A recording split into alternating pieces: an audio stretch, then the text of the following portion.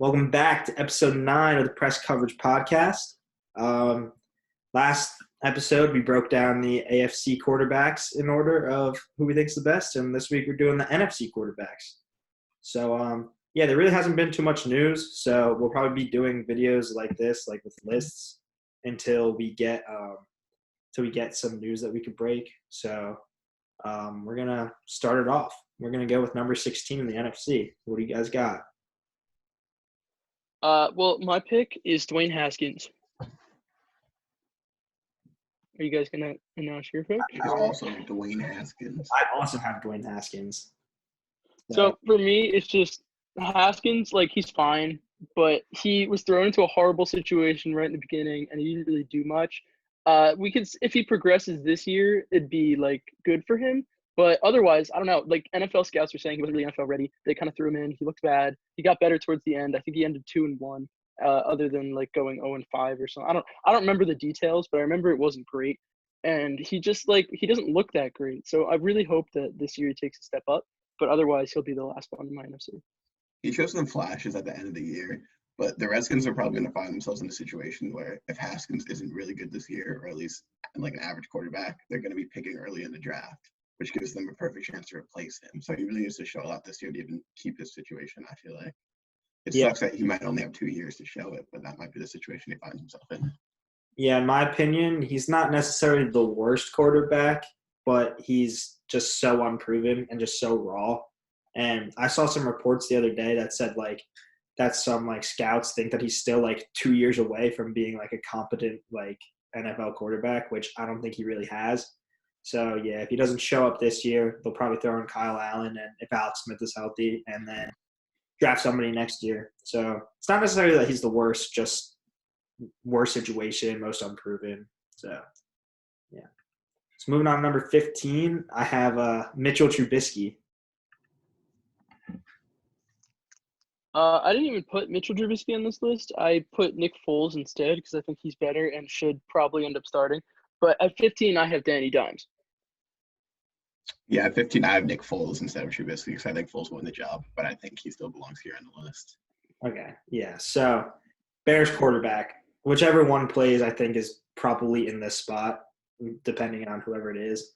But Trubisky, to start off with him, he's just I don't know. He had it 2 years ago, but he kind of got carried by defense. But he made a couple good throws and he made some athletic plays running. But last year it just was not there. They really had nothing going on offense. So what's your argument for Danny Dimes being worse than anyone in the Bears situation, then? Well, Nick Foles he's a proven guy. I know he was hurt last year and they didn't really give him a chance in Jacksonville on a bad offense. But I just think Foles has done enough that I would put him ahead of Danny Dimes going into this year. And I think if Foles were to play on the Giants, he might do better than Daniel Jones would do. Daniel Jones, to me, he was good in his rookie year, definitely better than Haskins as a rookie, but he hasn't really done anything remarkable, and he's really pretty unproven too. So I liked him from last year, and I like the stats he was able to put up, but I just want to see more before I'm willing to rank him ahead of a guy like Nick Foles. Yeah, I thought he played as good as he could have really been expected to for a rookie. So that's why for me going forward, I'd probably rather have him than Foles in my quarterback situation. But yeah, Foles is obviously the more proven guy. He's won with multiple teams. He's also had bad stretches in his career, but you could definitely say he's more proven. Yeah, there's no doubt that he's more proven, but just I don't agree with what you said about how the Jaguars didn't give him a chance. He started week 1, got injured, and as soon as he came back from injury, they put him in the game. They made him start his first game back. They saw what Minshew did for them the first however many games it was until Foles came back, and they instantly just took Minshew out and put Foles in to give him another chance, and he blew that chance. So, and Danny Dimes I think he did the best with what he had, and I think that we're going to see a lot more from him moving forward. I mean, I agree, but Nick Foles only had 1 year in Jacksonville. He came off a collarbone surgery and was immediately thrown back in when he was ready to play. And the talent around him just wasn't really that great anyway. So it was just not great for him to showcase what he was capable of. And for Nick Foles, he's he's very adaptable to his coaching. So when he stepped in for the Eagles, because the Eagles had a good team, he was able to win a Super Bowl. And the Bears have a good team and a good coach, and I really think he could have another type of career revival here with the Bears. Fair point. Moving on to number 14. This is where I have Daniel Jones. It's where I have Nick Foles. So it's just a swap. Not too much to talk about here. Just flopped. Yeah. Not a big difference. All right, so let's move on to 13 then. 13, I have Teddy Bridgewater. 13, I have Jared Goff. I was switching back and forth between the two of them. I couldn't really decide, but I decided to put Bridgewater here. And I'll explain why since I was kind of the tiebreaker at this point. I had Jared Goff here until literally a minute ago, and I decided to make the flip. Because just looking back at what Goff did over that 2-year stretch, he's just so much more proven. I understand he's been given more opportunities in a better situation, but I just don't know if Bridgewater would be able to put up those kind of numbers and help a team get to the Super Bowl. So I feel like Goff deserves to be moved up one spot and probably be even higher if it wasn't for all the good quarterbacks in the NFC. Yeah, this is where we definitely disagree then. For me, Goff, he was great for 2 years. Or maybe not great, but he was pretty good for 2 years. And he made a Super Bowl, which is really incredible.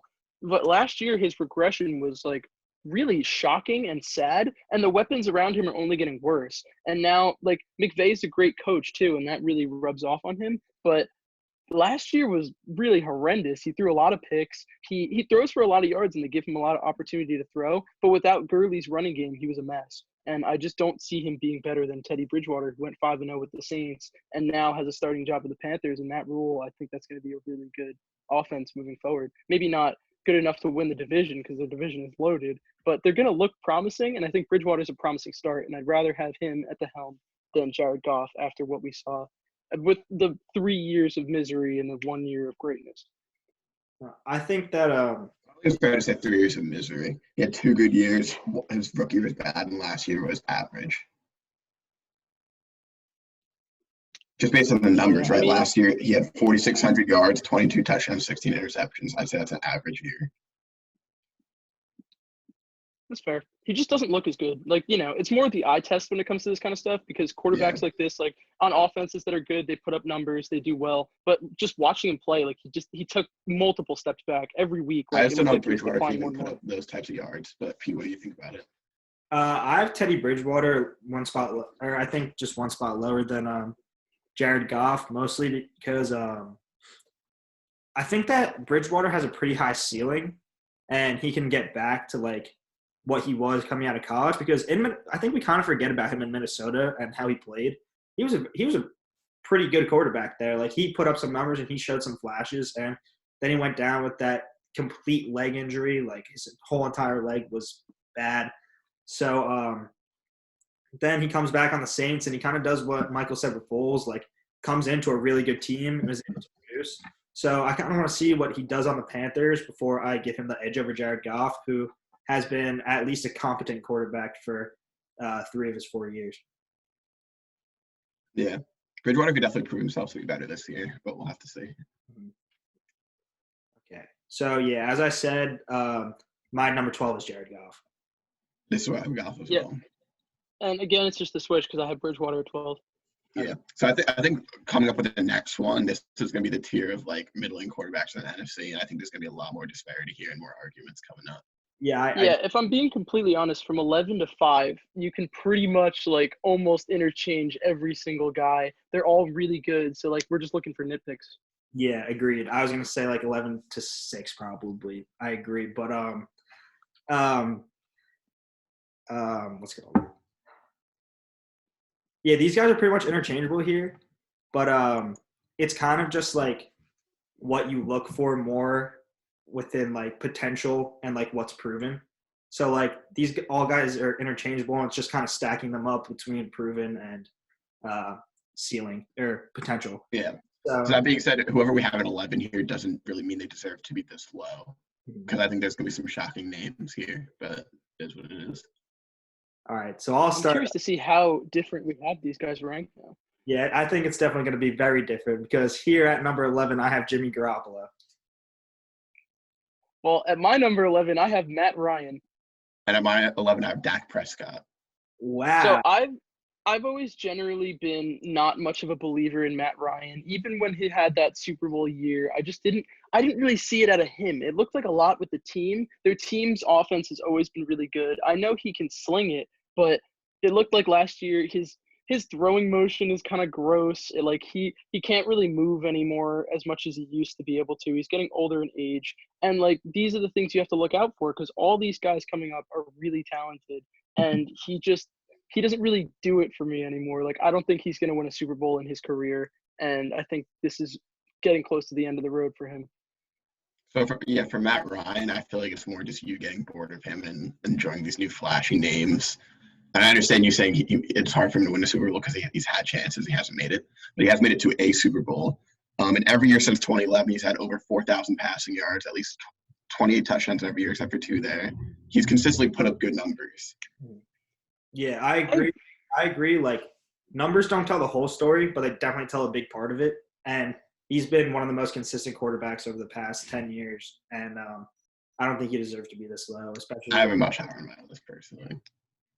My only like major problems is just generally he's getting older, his decline, but also he doesn't do anything particularly better than a lot of these guys here. He's just everything he does is pretty average, if not above average, for a starting quarterback. But he just doesn't have any sort of like special thing that is his and his own only. He doesn't have a rocket arm. He's not mobile. He doesn't have any other particular attributes. And throwing to Julio Jones is going to pad his stats. So that's my problems with Matt Ryan. I agree he's not flashy, and I think that's why you have him so low. But I think he's just so above average on those things without being flashy at them. That's why I have him higher. Yeah, he has a really big arm, and I agree with you that he's probably getting worse, but that comes with age. All quarterbacks are not Tom Brady and don't throw for and don't be great in their 40-year-old season. Like Matt Ryan's getting up there in age, so obviously I feel like he's going to decline a little bit. But I still think that he's going to put up numbers every year, and he'll always I feel like he has just a winning culture about him to make the play. Well, final point. The reason he's also so low for me is you're saying that age is a natural thing and he's going to get worse, but he is getting worse. He is getting older. And most of these guys above him, other than a few who are just the special talents you were talking about, are younger and more like striding than him. Like that's a big factor when it comes to being an athlete for me. Yeah, so Matt Ryan. As far as that's concerned, I respect Pete's opinions there, but I don't think he's getting worse yet. He's tended to be on and off over each year. Like every other year, statistically, somehow it seems he does much better. And I obviously there's no logic behind that. But to me, it seems like you have to give him this year and see if he's really deteriorating or if he was just slightly worse last year than he was the year before. Yeah, and it's like what I said before. Like it's potential versus proven. Like it's like I have Jimmy Garoppolo here, and Jimmy Garoppolo's won a couple games, but I don't think that he has anything special like what you said. Like about Matt Ryan, he does nothing special. He's just a game manager. And he kind of got carried to that Super Bowl. Well, I very much disagree, but I'll have to get into Garoppolo when it's my turn because a lot of picks are now, though. We may have to wait a little bit before I start to talk about Garoppolo. But when you say he won a little bit, I would say he was undefeated on the Patriots, undefeated on the Niners, then went 8-0 again with the Niners and finished 13-3 and lost the Super Bowl. He's a winner, and maybe that's not as big a factor for you in your top 10, but I really think winning is a huge, important part of being a great quarterback because only the greats are going to, like, if you're going to win games, it's really hard in this league and every little thing matters. So the fact that he's won so much, I know he's on great rosters, but that's really important when it comes to ranking. Yeah, I think we can jump into the full Garoppolo argument a little later. I agree. But what do you guys think about me having Dak here? Are you okay with it, or do I need to argue? I don't have Dak that much higher, so I think it's fine. I mean, the points that are like here and there with them, this also small, so I think Dak here is fine too. Yeah, I mean, I agree that it's like this interchangeable stage, but I think I definitely have Dak higher than a couple of these guys just because he's crazy athletic and he's won in the regular season besides for last year, but he's not clutch in the playoffs or anything like that. But yeah, I don't think it's a terrible place to put him. My main reasoning is just the fact that every year of his career, he's had a top 3 offensive line, really. We don't know what he is if he's not in a perfect situation. They decide that they're moving on from Des Bryant immediately. They trade first-round pick for Amari Cooper halfway through the next season. So he's never really had a situation where he hasn't had like a really good number one receiver. He's had Witten as a safety net, the tight end position, and now I think he's gonna be really good this year, by the way, because now that you have CeeDee Lamb alongside Amari Cooper, that's a nasty duo, and Michael Gallup is also looking pretty strong as well. So I think he's going to perform well because he's in a great situation, more so than his own talent. Yeah, I think What's interesting to – sorry. I think Dak is definitely going to get paid. What's interesting to me is that you were talking about how Matt Ryan consistently puts up stats, and that's why he's pretty good. But Dak is another guy who does that, and I know they're both on just good offenses. So it's really hard to judge necessarily on stats, which is why I have Dak as my 10. So, like, Matt Ryan and Dak are in the same boat for me. I think they're pretty interchangeable. And I don't know. I like Dak. I like his weapons, obviously, because he has a great team around him. And the running game there is huge. But he's got, like, the mobility. He's got accuracies. And he's, like, a tough guy. He could take hits. So there's some good qualities for Dak, I'd say. Yeah, when you compare his stats to Matt Ryan, though, last year was his 4th year in his career, and it was his first season where he had either 30 touchdowns or 4,000 yards. Before that, he'd never hit either of those marks. I wouldn't really say their stats are comparable over the years. Last year, he definitely had a much better season. I'm not denying that, but also a better situation, in my opinion. But yeah, Dak seems to be on the rise. He had a great season last year, so we'll see. And I do think he's going to perform really well this year, but mostly because of his situation. Yeah, he just has so much potential to be one of the great quarterbacks in this league.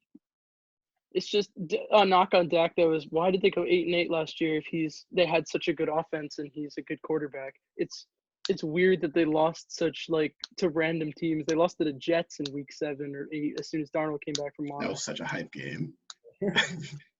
So who are your 10s then? Mine is Dak. I have Kirk Cousins. I have Kyler Murray here at 10. So I have Kirk Cousins mostly because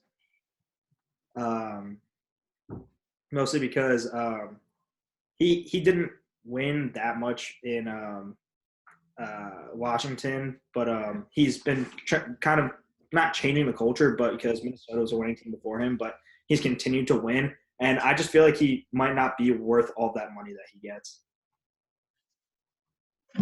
Yeah, I know Cousins gets that rep of being a guy who can't win in big games, but we did see him against the Saints, and he played really well. He outplayed Drew Brees, and I know Drew Brees struggled with that Minnesota defense. The Minnesota defense last year was probably better than the Saints, maybe not by much, but he looked great in his one big game, and then he just kind of got steamrolled by the Niners. I think the Vikings play a part in him not winning the big games, and it's not all his fault. I think he gets a lot of unfair judgment for people saying it's his fault when it's not entirely. But he does make a couple of bad decisions. I like Kirk better than you guys, maybe. I don't know where you have him, Matt, but I have him a little higher than 10. Yeah, I have him a few spots up as well. To me, it's interesting to compare Kirk's career with the Redskins versus the Vikings. With the Redskins, he was kind of just allowed to be a gunslinger and win the games because that was the way the Redskins offense was set up.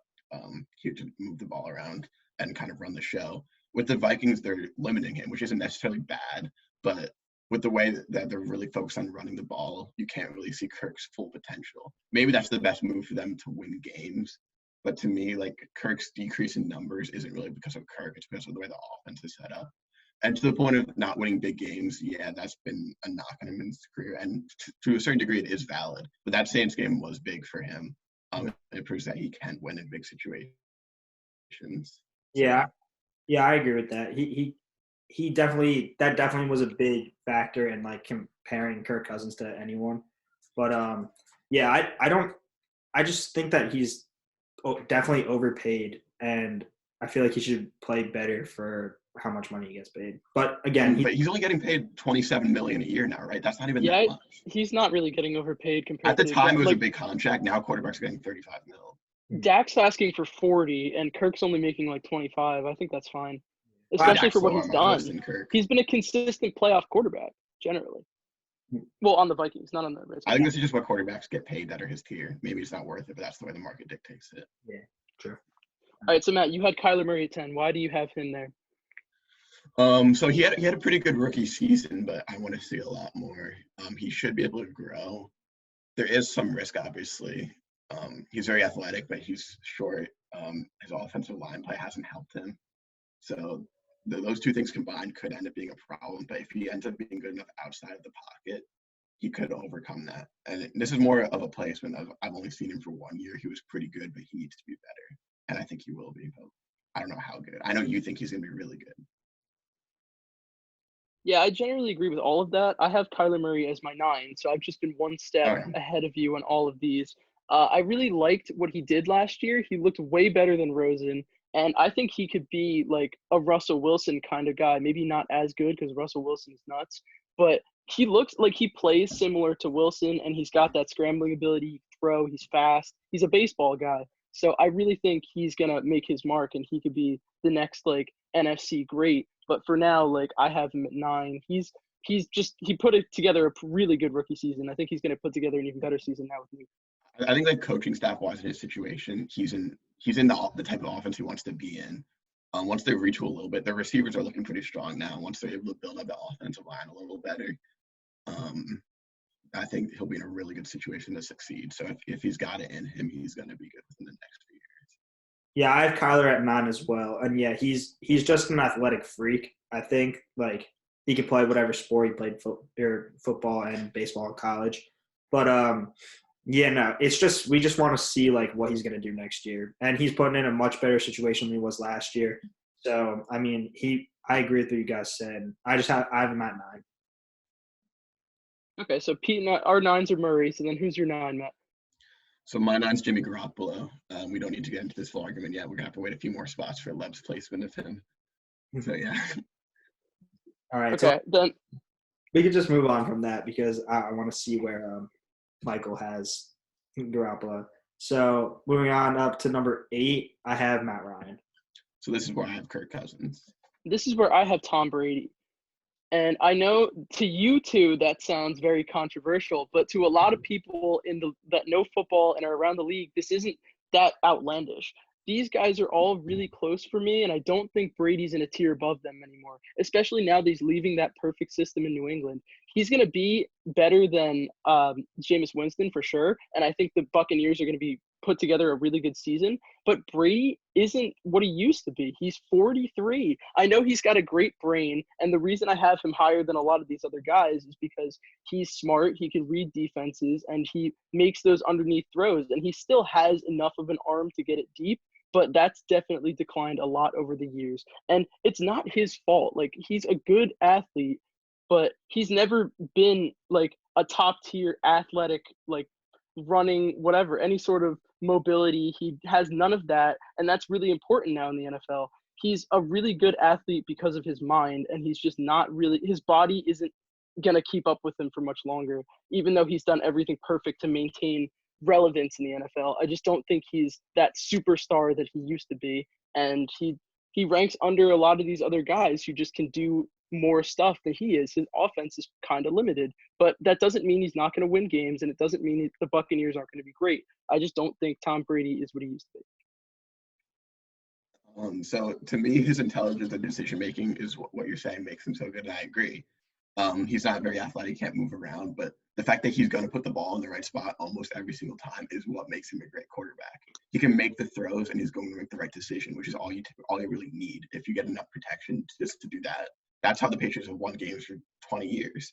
That's all you need as a quarterback, which is why he's so much higher up. His mind is what sets him apart. And I don't understand your argument about the Bucs being an 11-5 sort of team with Brady being only slightly better than Winston, seemingly. I think. Well, it's not that he's slightly better. Hold on, before you even, he's a good amount better than Winston. Okay, where would you rank year. Winston on this list if he was a starter? I'd have him below Bridgewater. Maybe below. So he'd be 13 or 14. Below Goff, Okay. maybe. I don't know. Him and Goff are pretty similar for me. Go ahead, Pete. Okay, so I think it's absolutely absurd to have Tom Brady anywhere outside of the top 5, let alone in the conference, not even the league. Tom Brady's been a top 5 quarterback basically for the past 20 years, and I don't think he's going to stop now. Last year, look at who he had. He had no Gronk. He only had Julian Edelman. That was his only receiver, and he still produced. They went 12-4, I believe, he was 13-3, I think. But still, Tom Brady is still producing at this high of an age, and I think he's going to continue to do it this year. I think it's crazy to have him this low. They were 12-4, and they lost to the Dolphins to get the 3rd seed instead of the 2nd seed. Okay, the Dolphins at the end of the year were playing great football, and I know. I don't really blame him for losing the Dolphins because the Eagles did it too. Like the Dolphins kind of threw together some crazy wins, but it doesn't like Brady just because he was throwing to nobody. It didn't mean the offense in New England was good. The offense in New England was horrendous, especially towards the end of the year. He wasn't playing particularly well either, and I think he'll I be agree better. that the offense wasn't good, but you have to look at what his situation really was at that point. He's starting to practice squad tight ends. His running backs are average at best. His receivers were well below average. His offensive line was completely injured. He was the only thing making that offense still even run. If it was Yeah, but an they average were only quarterback getting in there, like that would be the worst offense in the league easily. the only reason they were even winning games was because of their great defense. So And the fact like that Brady's able to elevate that literally the worst offense in the league, arguably. it's fine, but he's very much a system quarterback, and the only thing he's able to do now is game manage. And we all know he's only a game manager at this point in his career. How do you know? You've never seen. That's what he's been for the past 5 years. He's a game manager. I don't know if he's a system quarterback. Maybe he'll fit this system in Tampa Bay. Maybe he won't. But No, they have to make a system for him in Tampa Bay. That's what's going to happen. not He's a a game manager. He doesn't have any other way of playing anymore. He's too It's a old. pretty damn good system, it seems like. I don't know. Well, it was a damn good system in New England. If you need to make a completely new system for a quarterback, then it's not a system quarterback. That's just not at all what that is at all. What? They have to make a system for him to succeed. If they try to put him in any random system, you're supposed to play to your players' strengths, right? That's a coach's job, is to set up the offense so it fits your players' strengths. Yeah, a system That's offense. what any team would do. System offense would be this type of quarterback would fit this system. I agree, but there's a lot of guys in the league that you can plug into any system and they'll be great. Brady's not one of those guys, and I know you guys will agree with me. It doesn't matter, though. Obviously, Brady's not going to be a guy if you plug into an offense where he's supposed to do a bunch of bootlegs and run around, because he just can't move that well. But the whole point is he's good at what he does, and he's good enough at what he does that he'll win games, which is why he's good enough at what he does, but he's not better than a bunch of these other But the NFC fact that you're saying quarterbacks. Garoppolo is so good because he wins games and Brady isn't for the same reason makes no sense to me.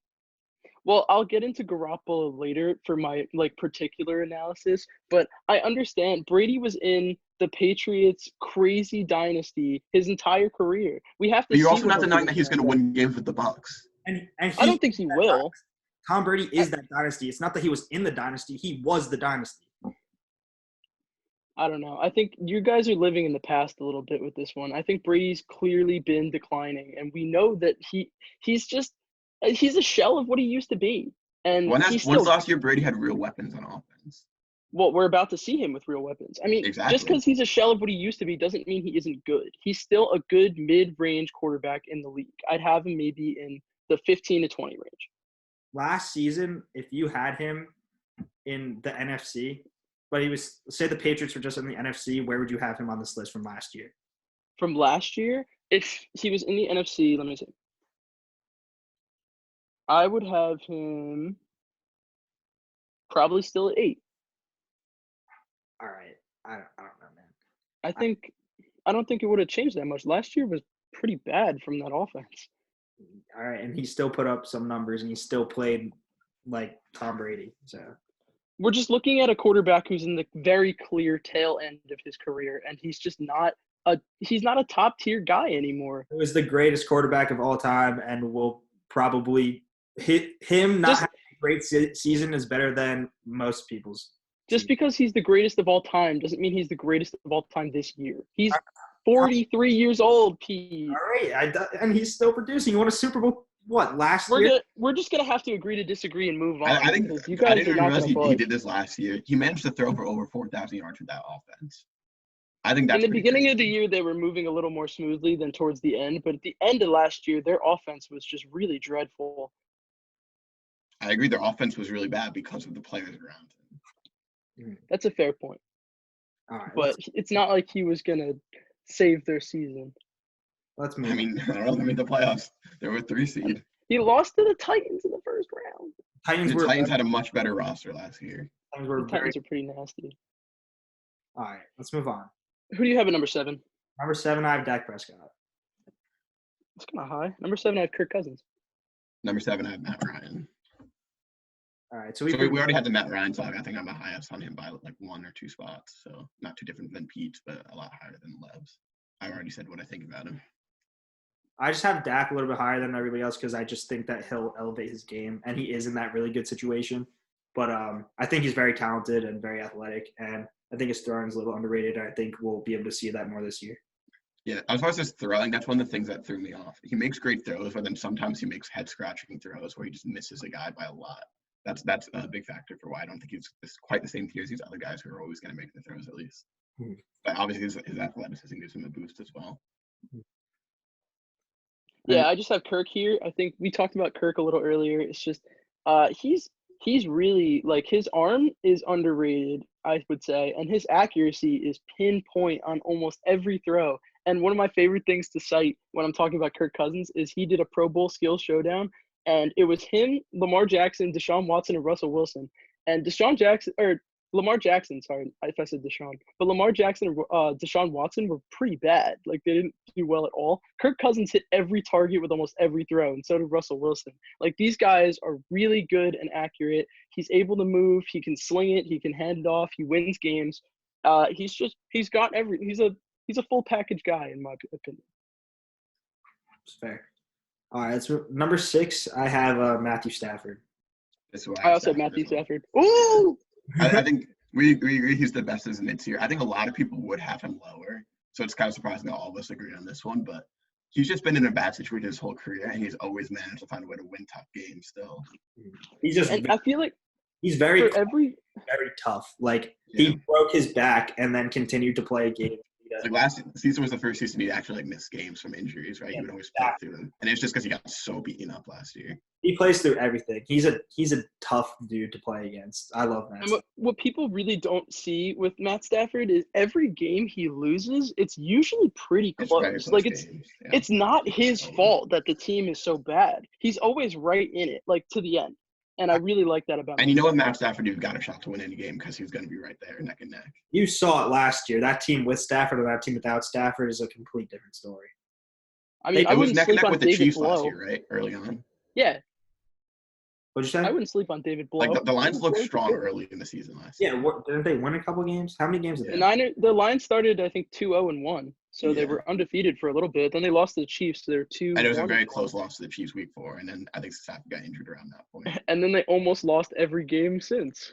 So I really like Matt Stafford. I think the Lions, like, they could be a shocker coming into next year. If the Lions are able to stay healthy, they could be good.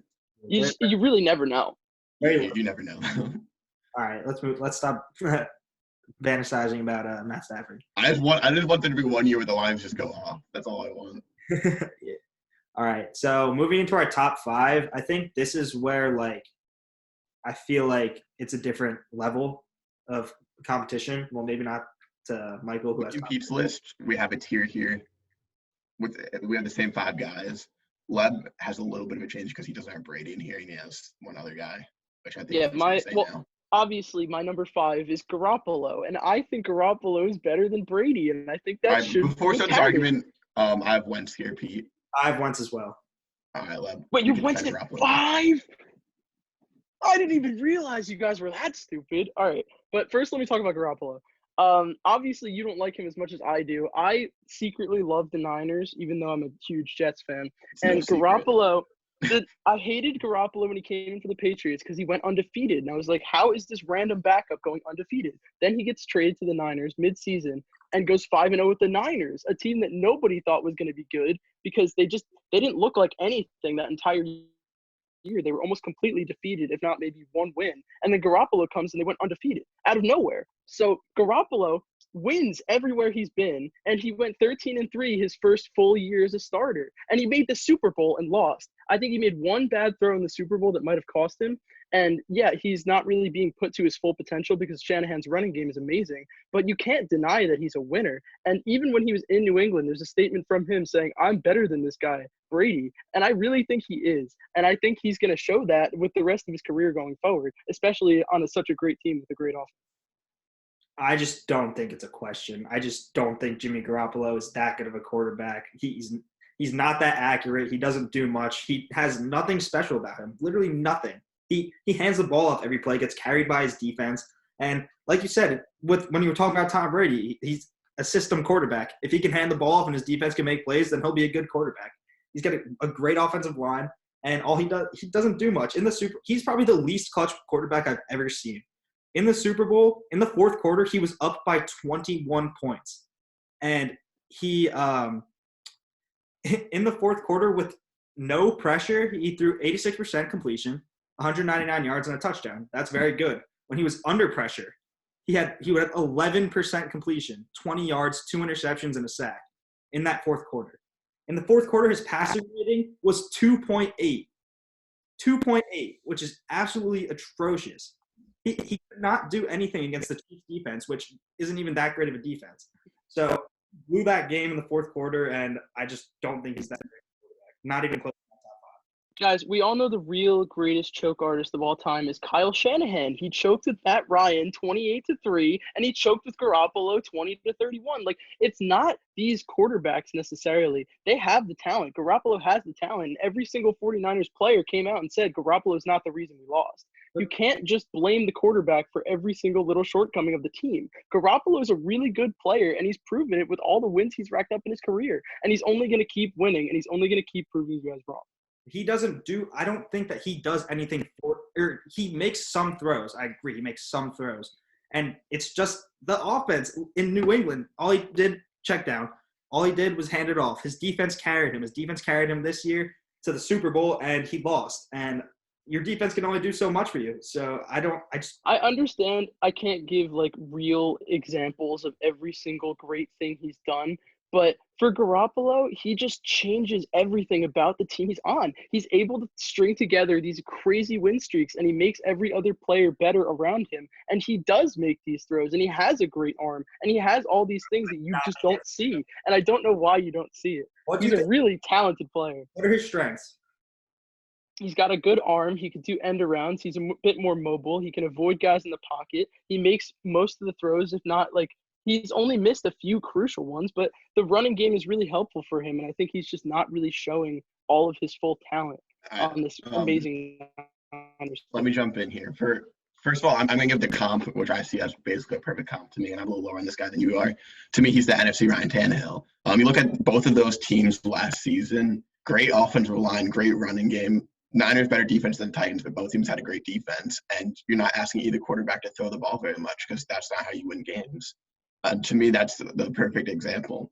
And as far as I was going to say something else about Garoppolo making throws, but I don't quite remember. So go ahead. Well, in all fairness, we had Tannehill at 5 or 6 in the AFC. In the AFC, but where would he be in the NFC? Yeah, that's a question for another day because I don't feel like he would be probably not in my top 8, which is I don't have Garoppolo in my top 8. Well, okay. Now that we've exhausted Garoppolo, I want to hear what you guys had to say about Wentz at 5. You can start, Matt. Yeah. So for me, 5 is a good spot. It's just the NFC has 5 great quarterbacks at the top. 4, sorry. In me and Pete's opinion, the NFC has 5 great quarterbacks that are a tier above the rest. Wentz has won games over stretches. He's also lost big games. Like end of last year, he choked the game against the Dolphins. You were rewarding him for managing to make the playoffs last year, but he fell into the playoff spot, really. They lost 2 big games at the end of the season that everyone thought they had to win to make the playoffs, and they stuck in at 9-7, winning the easiest division in football. To me, his MVP caliber season was good until he fell short. But other than that, he's been a good quarterback, but not a great quarterback. Yeah. So he didn't fall short. He tore his ACL. I didn't say he fell short that year. I said he fell short. He should have fell short in last season. Oh, okay. I think that that MVP season was great. No one's denying that.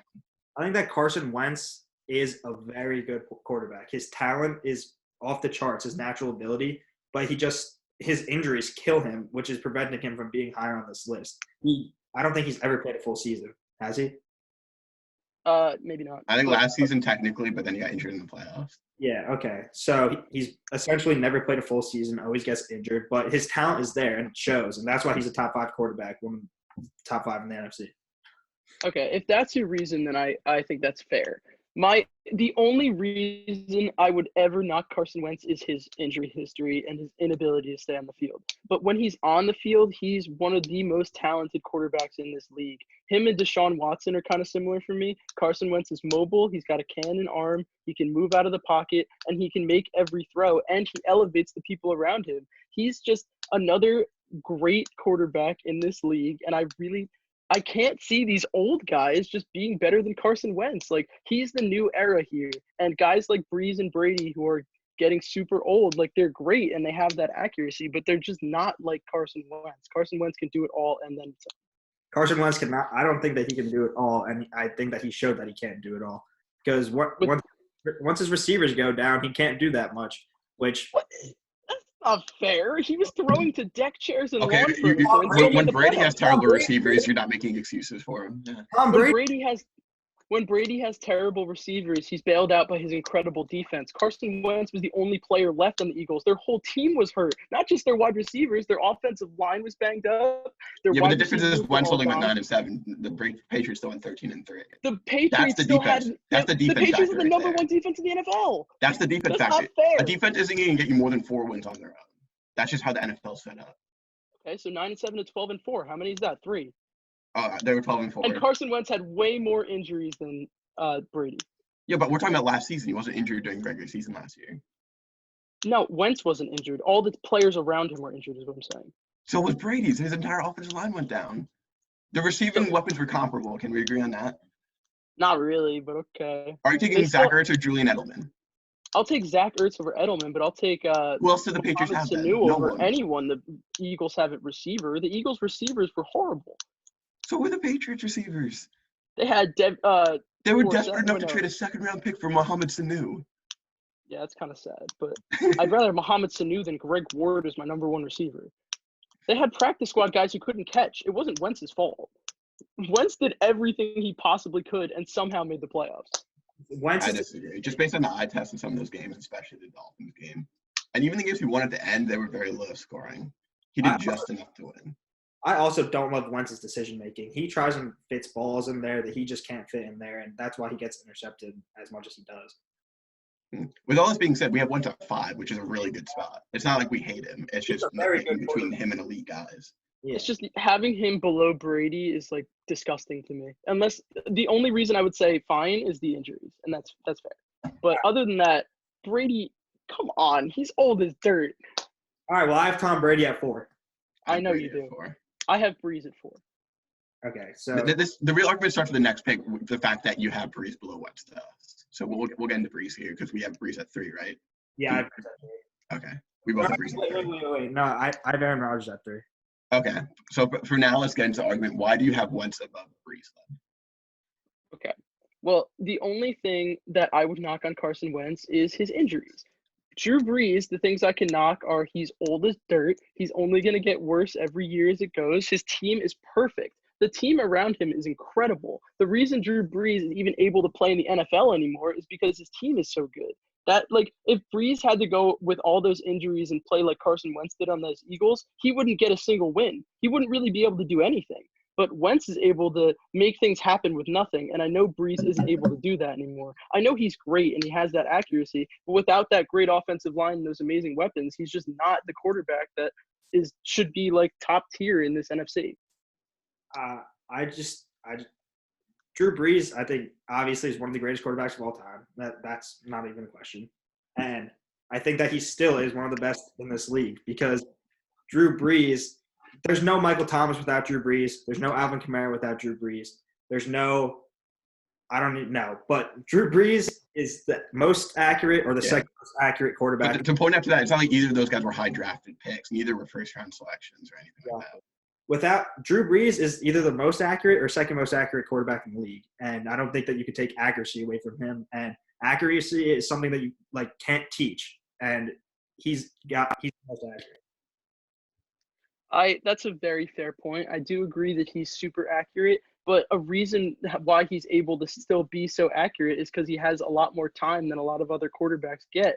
And his weapons, even though they're not necessarily picked really high, I agree that he elevates them, but they definitely help him out. And you understand, though, other than that, the fact that the Eagles' O-line was banged up last year, they have a great offensive line as well. But they It's like didn't same, last year. same Is what I'm tier. saying. Like Carson But Wentz, if we're talking about over Wentz's career versus Drew Brees' last 4 years, let's say, because that's about the same length, they've had comparable offensive lines. here's my rebuttal then. The Saints are the greatest choking playoff team we've ever seen, and Breeze definitely has to play a part in that. He's really good, but in these big games in the playoffs, for some reason, whether it's crazy situations like the Vikings game they should have won, It or the seems like past it's a lot of fluky situations, though, right? but against the Rams, he still choked in overtime. We know, like, even though the pass interference happened and they would have scored if it didn't, he was given the ball in overtime and had a chance to drive and win the game, and he couldn't seal it. And the Rams ended up going on to the Super Bowl. Drew Brees, and he lost to the Vikings last year in another. We don't even know what Wentz is in the playoffs. That's the thing, though. Drew Brees didn't get to that's touch fair. the ball. Drew Brees did not get to touch the ball that year. Yes, he did. No, he started with the ball in overtime, and they had to turn it over. They had to punt it. Against the Vikings? No, against the Rams. Against the Rams the year before. He didn't touch the ball. Against the Vikings, he didn't touch the ball, but he wasn't able to get it done in regulation. Breeze for me is just, I love the player. He's really good, but he's 40 now, and without that Saints team and Sean Payton, he wouldn't really be able to keep up in this league. I mean, I just feel like it's a difference in opinion because you're just knocking the old guys because they're old. And you just think that the young. I mean, if you just look at what Breeze did, Breeze missed 5 games and threw 27 touchdowns last year. I don't see any signs of regression yet. Yeah. If it weren't for the team, he would be regressing at the very least. You can say that, but there's nothing to stand. It's fair to like hype up these old guys and like they're still really good. They're good enough to be NFL starting quarterbacks. And I have Breeze at 4. It's not like he's that low, but he can't do the things Carson Wentz does. Like he's too old. He just can't. Well, what does Carson Wentz do that's so much better than Drew Brees? Well, he can be mobile. He can throw on the run. He can extend plays. Breeze can't extend plays anymore, and neither can Brady. Drew Brees definitely can throw on the run, though. He definitely is great at evading the pocket, and I don't think that Carson Wentz does many things better than Drew Brees. I think Drew Brees can't throw on the run. It's not like Wentz actually runs the ball anymore after the ACL tear. He doesn't get very many rushing yards. So you can't say he's a mobile quarterback in that aspect. You can say he moves outside the pocket. The way he avoids defenders is like something I've never seen out of a quarterback other than with Lamar Jackson. Like Deshaun Watson, and Lamar Jackson have that crazy it factor when it comes to awareness in the pocket. Yeah. I think he's right behind those two, if not. And Russell Wilson too. Sorry. But like his like awareness and like the ability to maneuver around these guys, he's just the eye test. He passes everything for me. So you think he's better at that than Mahomes is? Okay, fine. But like this isn't fair. You're pulling out all these crazy like talent. Yeah, well, we're pulling out guys that are better than him. Carson Wentz is right there with them for me, if not just one. He's a full step below them as far as Breeze isn't that anymore. Brady for sure isn't that anymore. Yeah, okay, that's only one part of the game, but I agree. Obviously, Brady and Breeze are not quite as elusive. All right, let's move on. What number was that even? Okay, but real quick, that was my Pete, 4. You have Aaron Rodgers at 3, so why do you think Rodgers is worse than Breeze? Yeah, so moving on to 3, I have Aaron Rodgers. I don't know. Last year wasn't anything special out of Rodgers besides, they won a lot of games, which I agree with. Obviously, they won a lot of games, so did Drew Brees. But I don't know. I'm just a huge Drew Brees fan, as you can tell. But I don't know. I just think he's a great quarterback, and just the accuracy. Aaron Rodgers obviously is. Aaron Rodgers elusive in the pocket. What are we talking about here? Yeah, Aaron Rodgers also above Wentz. I was thinking that too. Probably the most. Whoa! I wouldn't have put him above Wentz. But what? Okay. Oh my God. Okay. In elusiveness in the pocket, I would not put Rodgers above Wentz. 100% would. 100%. I'll have to say some highlights later. I don't know. We're just gonna have to disagree for now, but okay. Aaron Rodgers is my number 3, but he still has a little bit left in him. Hopefully, if Jordan Love doesn't come in and take his thunder. Okay, I don't knock you for putting Rodgers at 3 instead of maybe 2, where he probably should be. I get Breeze. Like these guys are really all the elites in the NFC, so it's a little bit more like wiggle room, but. With Rodgers, people last year just think he declined because he didn't throw the ball as much. It wasn't Rodgers declining. His wide receivers, other than Devontae Adams, were really bad, and the coaching led more towards the run instead of the pass. And we saw in the draft that the Packers may not be confident in Rodgers anymore for no reason because they drafted Jordan Love. I think LaFleur, for some reason, is having problems with Rodgers and wants to implement more of a running game, and they don't want to use Rodgers to his full potential, and that's why last year wasn't as good as of a Rodgers season that we normally see. But he's so talented. He's got one of the better arms in the league still. He did say that he was seeing the 18th hole potentially in his career, but he still wants to play to 40. And he's only, 37? I think 36, 37. I don't know. I still think he's like an undeniable talent, and you could put him anywhere and he'll succeed. And he went 13-3 last year, even with questionable circumstances. So Rodgers is a guy that you can't deny his talent. Yeah, I agree with you. I think that Breeze is Yeah. pretty much interchangeable. Yeah. To me, I'll take Rodgers a step above because he has more playmaking upside. I think he's a better playmaker in that way than Wentz is, but we've already had this conversation, so no point beating a dead horse there.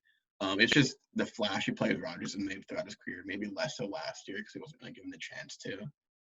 That also might have been their downfall in the playoffs. Their structure of running the ball and using that to succeed is great in the regular season. But when it comes down to playoff football, you really need to be able to make plays over the other team. That's how you're going to win the games. Unless you have a dominant run game like the Niners, then maybe you can make it. But then again, they fell short in the Super Bowl.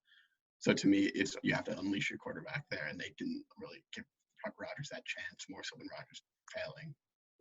So Matt, you had Breeze at 3, and Michael, you had. I have Rodgers at 2. I have Wentz at 3. I have Rodgers at 2. Okay, and I have Rodgers at 3. Breeze at 3. And unanimously, we all have Russell Wilson at 1. So we might as well just run through that. Yeah, Russell Wilson is a beast. Like over the past 2 or 3 years, I think he accounts for 90-something% of their total offense. Like he has something to do with every single play, and he's just special. Yeah, he's Russell never even Wilson, had that good of a situation, right? He creates that offense. With Metcalf and Lockett now, that's a pretty good receiving duo, but that's the best he's had in a long time, really. The run game is decent now, but the running backs always get injured. The offensive line's average at best, and he's just creating plays out there, keeping them in every game and winning almost every game too. Their defense continues to decline too. Yeah, I wouldn't even say Metcalf and Lockett are that good. I said it's average. Yeah. Lockett's a great gadget guy, and Metcalf's a big dude. But Will Dissly was a 4th-round blocking tight end, and he turned him into one of the greatest tight ends in fantasy football history. The ultimate sleeper. That's not true at all. It came out of Wilson will make anything work. Everybody slept on He's Metcalf not one of in the that greatest draft. tight ends in fantasy football history. Everyone slept on Metcalf in that draft when he went late in the 2nd round, and Wilson will take anyone at any pick and make them look amazing. And Metcalf maybe is amazing, and maybe people slept on him for the wrong reasons.